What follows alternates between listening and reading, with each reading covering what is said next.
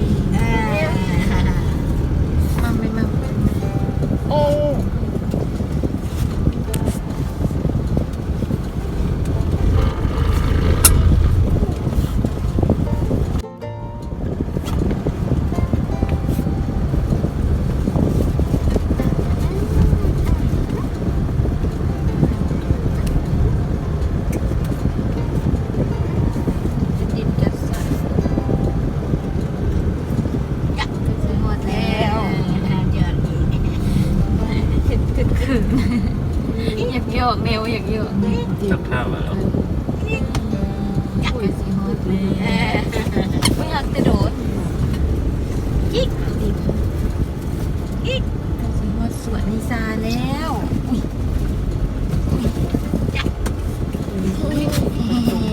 นี่ใจกับแม่นี่แหละกิ๊กเสาตั้งชื่ออีเหลือนเสา500,000เป็นบ้านเป็นเมืองเบิดเนาะ ตะกี้เป็นดินจะสั่นเป็นปลาวันเดี๋ยวนี้คนมาอยู่หลายแล้ว โอ้ โอ้เมื่อคืนนี้ฝนตกยังเมื่อคืนนี้ฝนตกฮอดแล้วฮอดแล้วดิฮอดแล้ว ก็ได้ ฮอดแล้วอุ้ยดิฮอดแล้วกำลังฮิตกับเพลง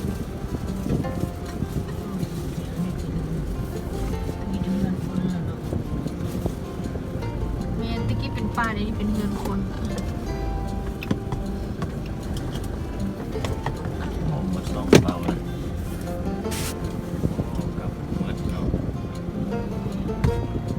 เราก็ก่อไว้เลยเนาะ ใช่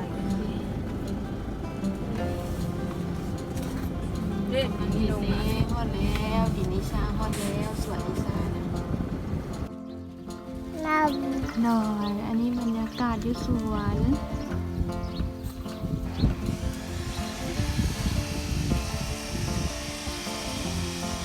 งานคนเต็มแล้ว คนมาอยู่หลายแล้ว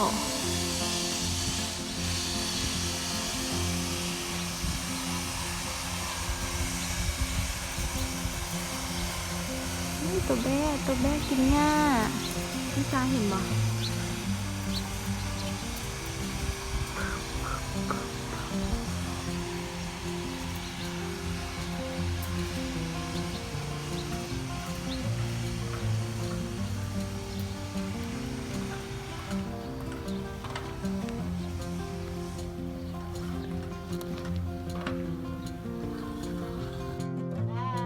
นี่นั่งอยู่เถียง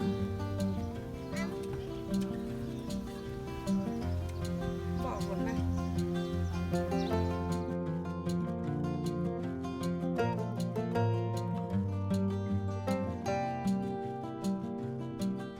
ไม่อยากจะเทบนแล้วพ่อมามั่ง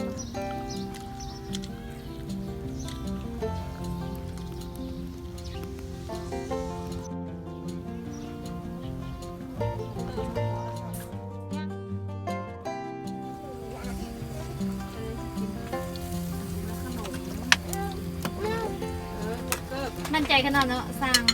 ได้แล้วเป็นเป็น จ้ามแล้วเนาะอดีตเนาะ ลองมึงนี่กินบะสนง บ่เขาบ่กิน โอ้ยทานบิดคนแล้วเนาะ เป็นแมน แต่ละนาทีคุณ ของ ป้า ดีบ่กินของดีนะจ้ามเลยนะ ดีมี มันเงี้ยงนะเลือดบนเลือดมา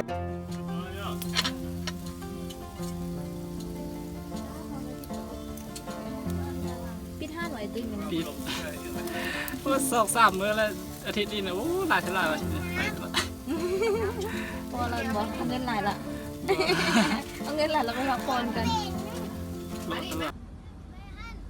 สำหรับมื้อนี้เอาซ้ำนี้ก่อนเนาะขอบใจทุกคนที่เข้ามาติดตามครับชมคลิปของพวกเราอย่าลืมพากันกดไลค์กดแชร์ติดตามเพื่อเป็นกำลังใจให้พวกเราในเด้อเจอกันในคลิปหน้าขอขอบใจบ๊ายบาย